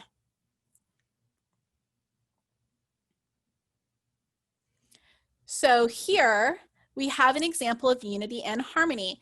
In the leaves right here, this is harmony. We have elements, so this kind of plant element is getting repeated, but none of them are the same. They're all a little bit different, but they all are using the same colors. They have the same type of line and shapes in them. That creates a sense of harmony. We feel like everything really belongs in this piece. Nothing is too different. And the one on the right with the hands are almost like a stamp. That's unity. We have the same object getting repeated over and over, and that also creates that sense of unity, and we feel like everything also really belongs in this piece. Unity and harmony create a really cohesive composition. Contrast. So kind of piggybacking off of unity and harmony, sometimes you need a little contrast in there to make things interesting. So contrast is when, and it's so broad, it's when opposites are used in one design together. So anything that is opposite or opposing, for example, dark and light. So if you use black and white in a design together, that is automatically going to create contrast. And I'm just going to say it now. Everyone draws yin yangs for this. I'm a little sick of seeing it. Like every semester I get it. Like I'm just encouraging you to maybe not draw a yin yang. Like it's a good example, but like give me something different to look at. So yeah, dark and light. It could also be straight lines and curvy lines. It could also be complementary colors like blue and orange, red and green, yellow and violet. Those are opposites on the color wheel. And it could even be different techniques, like if you use pencil and pen to kind of create a sense of contrast, a sense of difference in a piece. So here we have a few examples of contrast. Kind of starting at the top left, we have that idea of black and white being used in a piece. In the next two, we actually have geometric and organic. So you have those geometric triangles and then that organic kind of ink wash. And then in the next one, the photograph, photo montage, you have the mountains and the city. So you have a few different ideas of contrast here. You have just the contrast in the elements of the organic and geometric shapes, but also in concept of, you know, nature versus the urban city center. You can also have the idea of contrast in color. So in that bottom left one, you have that gray kind of city with that bright orange running through. That also creates ideas of contrast. And then in the last two, which I love, it's the contrast of the medium that you use. So to have this X-ray versus this kind of needle point being used in the same piece, that also creates a sense of contrast. Next up, we have emphasis. I forgot to set my alarm, so I'm going to set it for like 5 minutes because I feel like I've been talking for a bit now. Emphasis. So emphasis is when one element stands out or is given dominance. So there are many different ways to do that. Color and scale are one such example. So for example, in that top left one, having that orange sun, even though it's so small, it does give it emphasis because it's so much darker and brighter than any other color in the composition. It's also placed right directly in the center. That tends to be a very strong focal point for pieces. In the next one, you have that same shape, but it's scaled up much, much larger. So it has a lot of dominance in that piece. In the tires, that white tire stands out because it's a different color, and the same thing with the fish. So making something larger, a different color, maybe even doing some containment and putting like a line around it, anything that makes an element stand out is going to create emphasis.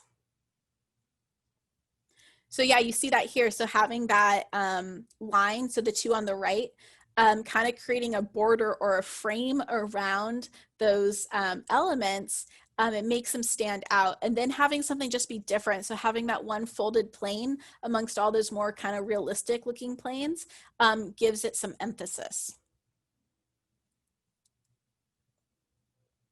Variety. Okay, this one is really tricky because it's so broad. Variety just means using different elements in a piece. That's all it means. It could be different forms, different color, different size, scale. It's just when you have different elements being used. So one way I like to think about it is to kind of pair it with unity. So that's what's happened here, so that you have the same kind of butterfly shape, but they all have like a different pattern on them. That would show variety. I find students tend to struggle with this one, but it is just so broad. It just means different elements, so different shapes, different sizes, different colors. So variety, it can make things really chaotic. That's kind of the downside about it, is if you have too much variety, your eye might not know where to look. It might be very chaotic, but too much unity can be really boring. So that's why you almost want to like combine them to make something interesting. Or sometimes you want to make a really chaotic piece. Maybe you want your viewer to be really confused when they look at your piece. Some people like that. Balance.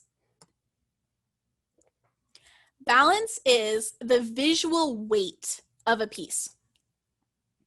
So you typically want your pieces to be balanced. There are cases where you might want it to feel unbalanced, but typically if a piece isn't balanced, it feels off.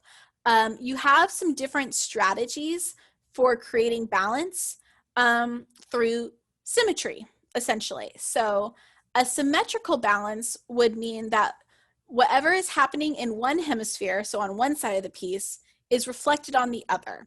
So you can kind of see that in that first example. You split it down the middle. It's almost like you just folded it in half and opened it back up. So what happens in one side is reflected on the other. Asymmetrical balance is a little bit tricky because you're not having the same thing happen, but you're placing elements in such a way that they start to balance each other out. I like to think of it as a teeter-totter. So if you get on a teeter-totter with someone who weighs the same as you, it's going to be even. But let's say you get on the teeter-totter with like a kindergartner. You know, you weigh more than that kindergartner, so it's unbalanced. But if you kind of get 2 or 3 other kindergartners to get on the other side, that's when it starts to balance out. So you kind of place your objects in your composition in a way so that you might have many smaller objects balancing out one large one. Or you could even use value. Darker objects tend to appear like they weigh more versus lighter objects. So maybe one small element could actually balance out a large, lighter element if the small one is dark. So that one's a little bit trickier because it's a little bit more conceptual. And then radial balance. So radial balance actually starts in the center. It's when there's actually typically 2 hemispheres, so it tends to be divided horizontally and vertically, or on 2 diagonals. And what happens in each hemisphere is reflected in the other. So that's how you get that symmetry starting from the inside out. So this is reflected here, this is reflected here, and this is reflected here. And it creates kind of like a circular design. You see this used a lot in mandalas and stuff. So we are going to take a little 2-minute break again. And let me know if you have questions. 2-minute break starting now.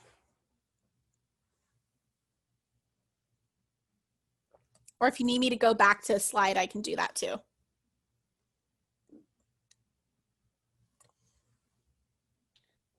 I was wondering, actually, it's kind of a tech thing. My screen right now, on the bottom, it's showing the participants mute chat, and it's actually covering up your PowerPoint. Wow. Okay, I'll get rid of that. Is that better? No, it's still the same. Oh, it's on yours. Okay. You can click it off, so you should be able to see like a green and red thing at the top. You should be able to click it off. Did it do it? No, I'm gonna try that. Yeah, it says fit to window, but it's still not. Are you on a tablet or a computer? I'm on a computer. Okay. If you get, go ahead. Sorry, you can click view options and change the zoom ratio to 100%, and it'll fix that. Oh, it's still not doing it. I don't know. Can I just leave real quick and come back? Yeah. That'll like fix it. I'll be right back. Thanks. No problem.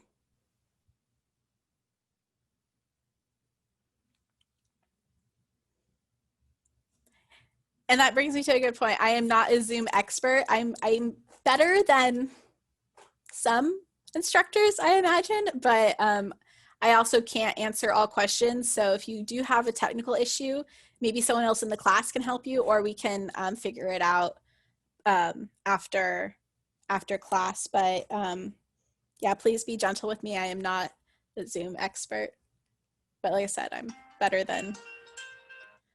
than some instructors, I think. Okay.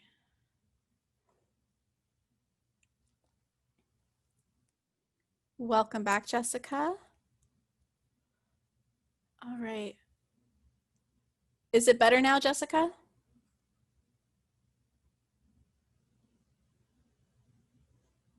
All right, so I will continue. So balance. So here are some examples of symmetrical balance. So again, what's happening on one hemisphere is reflected on the other. Here, this is technically approximate balance because one line is not reflected, but it's close enough to symmetry. It's fine. So here are some examples again of that idea of approximate balance when something, approximate symmetry, when something isn't exactly symmetrical, but it's really close. You see it in this one right here, how not all these elements are perfectly reflected, but your brain kind of still reads it as symmetrical. Because I wouldn't say this one's asymmetrical, even though some elements are different, but I would say it's approximate symmetry. This one, you could make an argument for it being asymmetrical, but it's too almost perfect in my opinion. So I would say this is approximate symmetry. All right, so here's that example of asymmetry. So you can have these kind of three like smaller triangles balancing out this large one. Smaller, darker elements can balance out large, light ones, or in just how you place your elements, maybe having this larger one at the bottom and then this larger one here, and then kind of imagining the visual weight of the piece and how this actually creates a really beautiful design.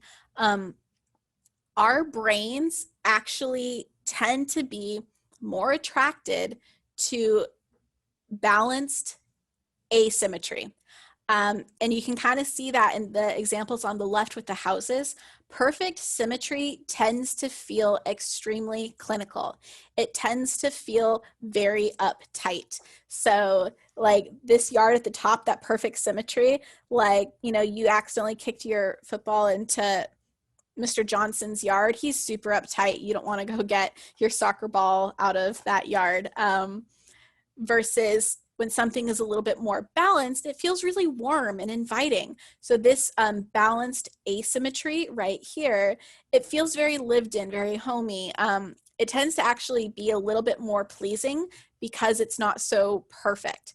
However, if things are too unbalanced, it feels very unkempt. It feels very messy. So that's that kind of trying to find that balance between getting a good asymmetrical balance, but not letting it get weighted too far on one side, because that's what makes it feel a little off.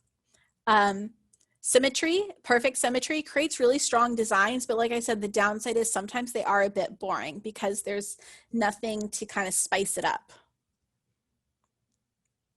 Here's some examples of radial symmetry. So you can kind of imagine this being divided in this direction and this direction. So you have the elements being placed in such a way that it almost creates a mandala. Okay. I'm going to just race through this really quickly, this next part, because I just want you guys to kind of be familiar with some of the terms you're going to hear me throw around.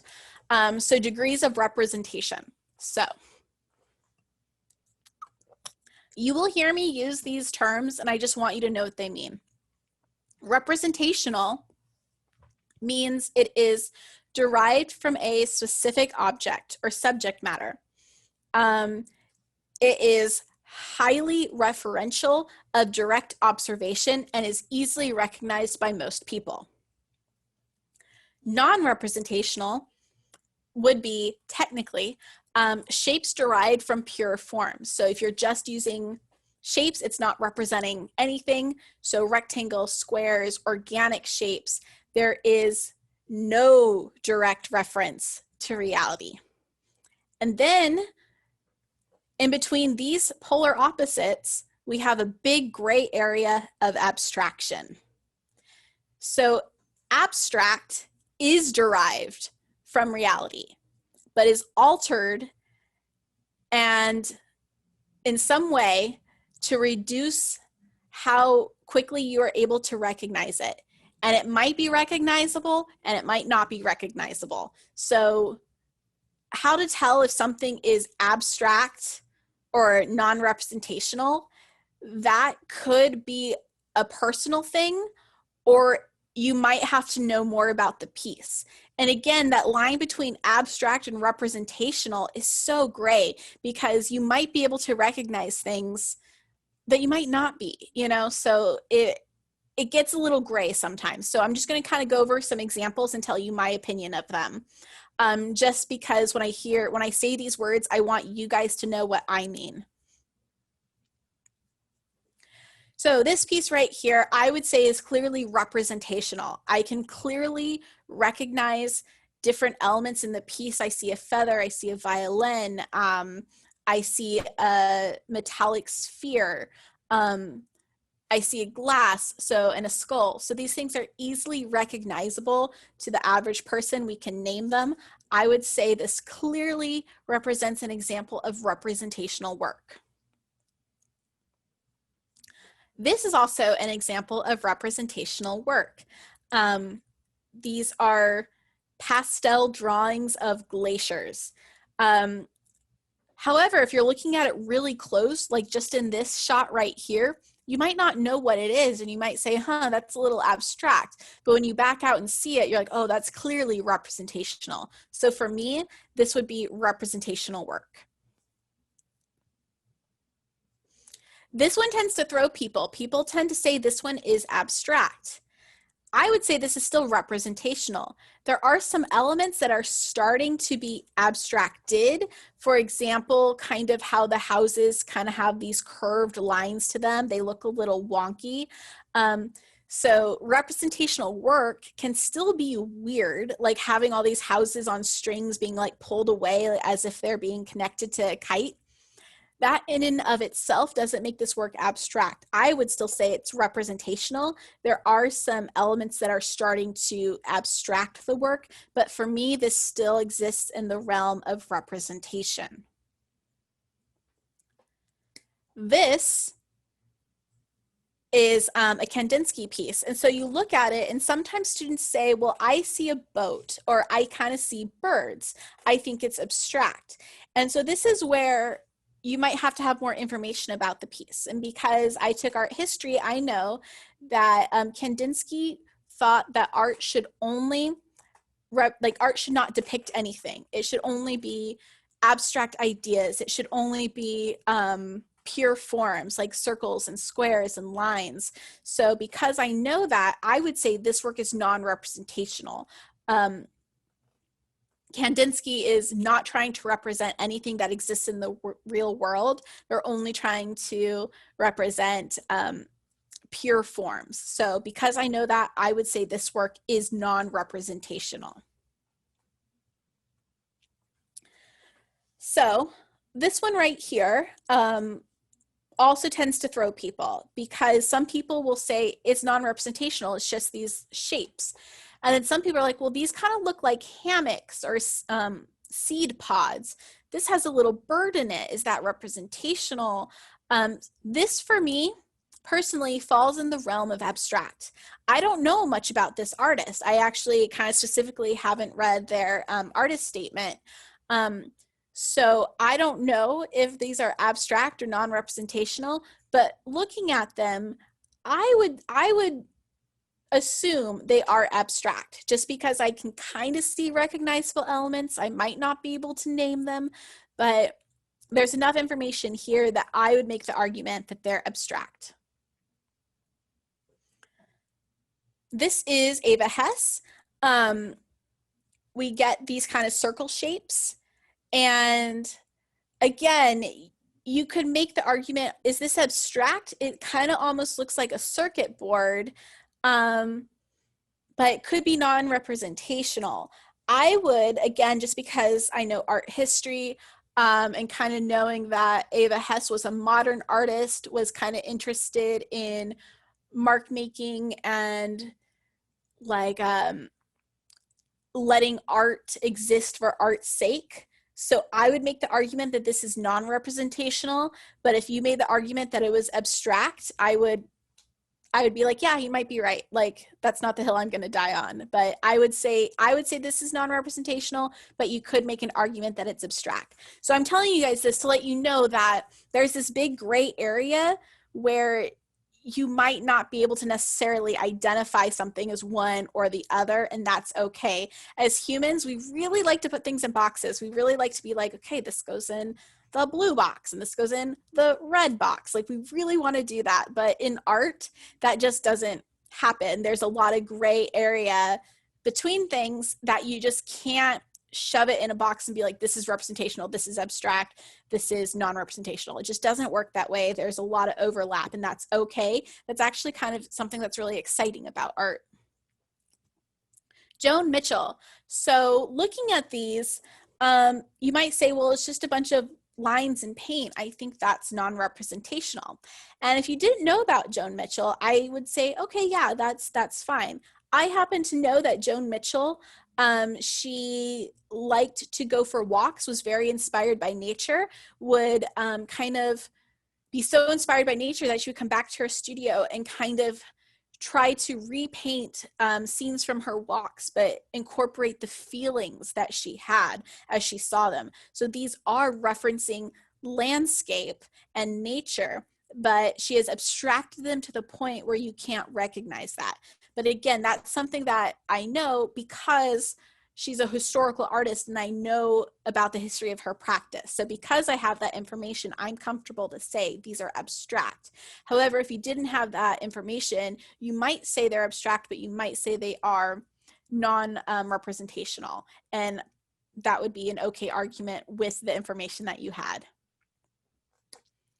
These right here, some people think it's non-representational. I personally say it's abstract because some of these forms start to look botanical, like leaves or flowers. And so that's why for me, I would say these are abstract. However, again, I don't know that much about this artist. So if you made the argument for non-representational, I might believe you, but I think these heavily are starting to reference nature, botanical elements. I'm really, really seeing that. So I would really strongly argue that this is abstract. Now this piece right here, these pieces. So it's like we have a mountain and then it breaks down into kind of just shapes and then things that kind of look like mountain. We actually have all three happening in one piece. We have some representational elements in the very rendered mountain at the top. We have some non-representational elements in just the pure forms, the lines and the shapes, then some abstracted elements that start to reference the forms of nature, but then kind of break down again. So you can have all 3 degrees of representation happening in one piece, and it actually ends up being really, really exciting and interesting. So don't be afraid to break out of the box. Like, we don't want to put things just in boxes. It's really, really hard in art to kind of have things that just exist in these kind of little boxes like they do. So circling back around to our first assignment. So we are going to have our thumbnails. So you're going to be making 14 thumbnails, 1 for each element and principle of design. So you're essentially making 1 little piece of art for each element and principle of design. I'm going to go ahead and take a little 2-minute break for you guys. Right here. So go ahead and ask any questions that you have, or finish taking your notes. And if you need me to go back to a slide, just let me know. 2 minutes starting now.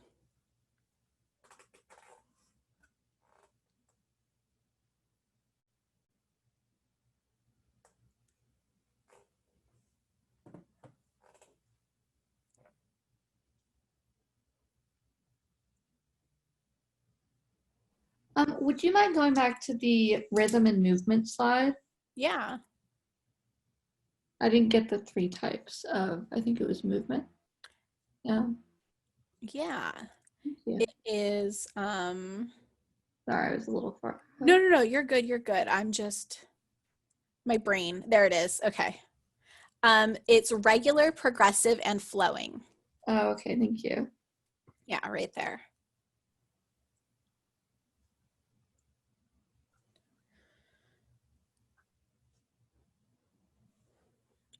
Would cartoons be considered representational or abstract? That is a great question. Cartoons, I would consider representational. However, there are aspects of cartoons that get abstracted.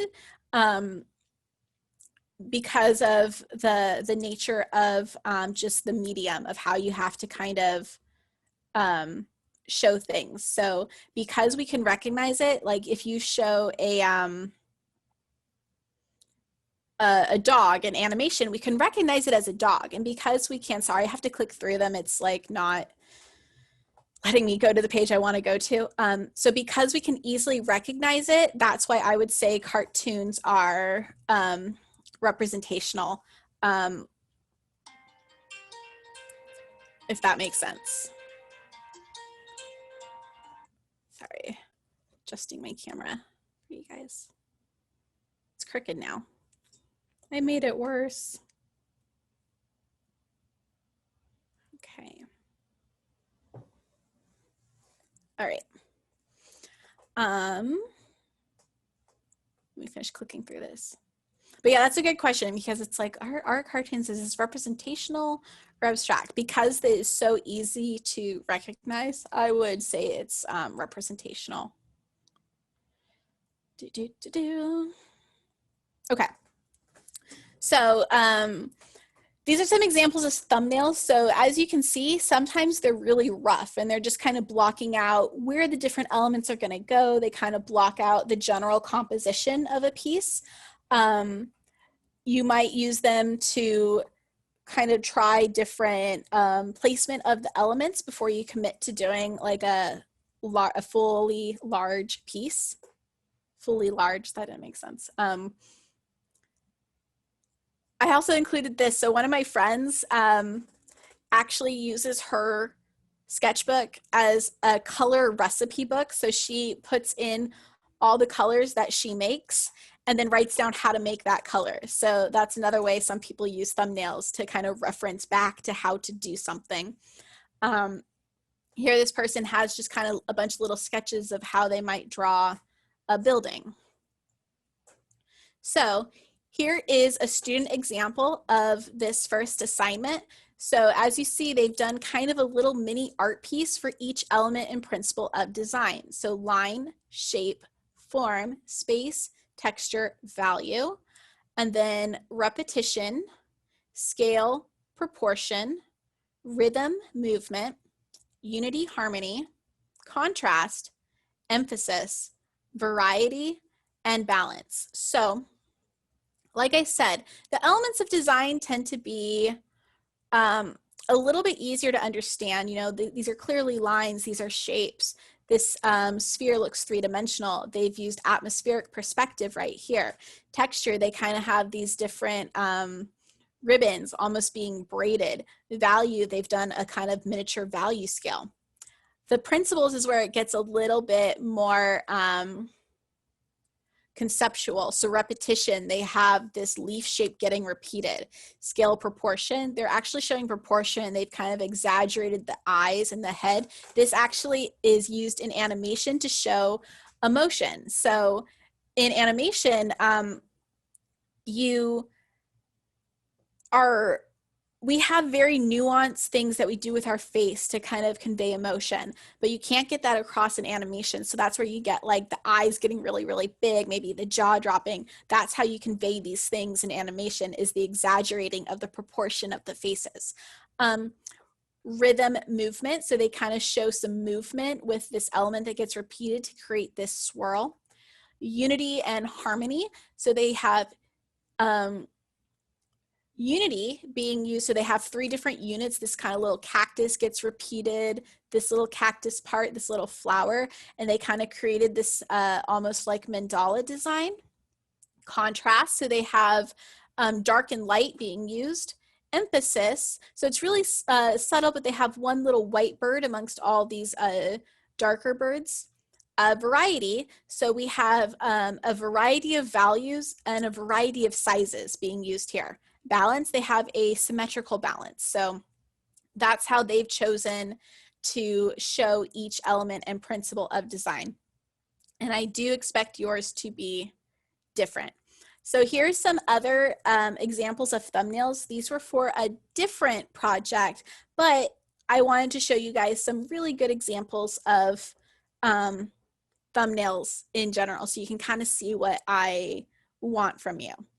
So one thing I want to say about thumbnails is don't worry about trying to draw a thing. This isn't a drawing class. We're not trying to draw things. You can be very abstract. Like these designs right here, they're just line and shape, and they're very abstract and simple and very effective. Same thing, you know, here. Here they get a little bit more representational. Penrose triangle. Oh, is that what that's called? I didn't know that.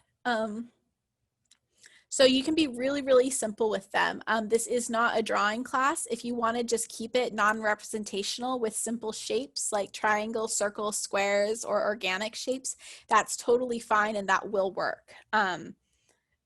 Because you're not trying to draw a thing, you're trying to create a design, and those are kind of two separate concepts.